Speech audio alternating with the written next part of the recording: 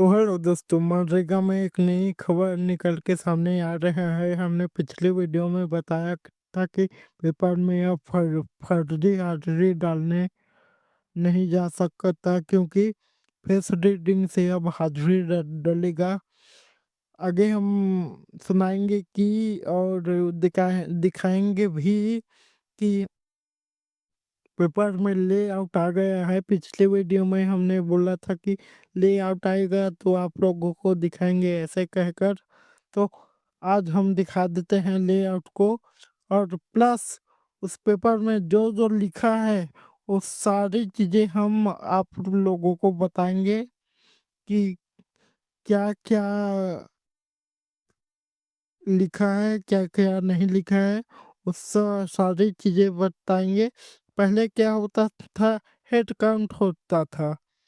अब face reading से e KYC होगा। जैसा कि हमने जॉब का डी केवाईसी किया है वैसे ही हाजिरी डलेगा।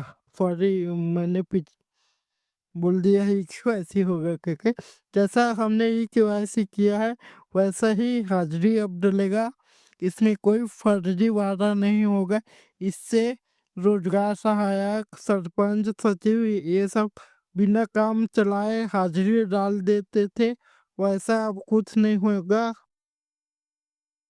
अब स्वयं मजदूर जाकर अपना फेस रीडिंग कराएगा तो ही हाजिरी डलेगा, वरना नहीं डल पाएगा। मनरेगा में अब नहीं लग पाएगी फर्जी उपस्थिति। संवाद न्यूज एजेंसी। मनरेगा श्रमिकों की उपस्थिति दर्ज करने की।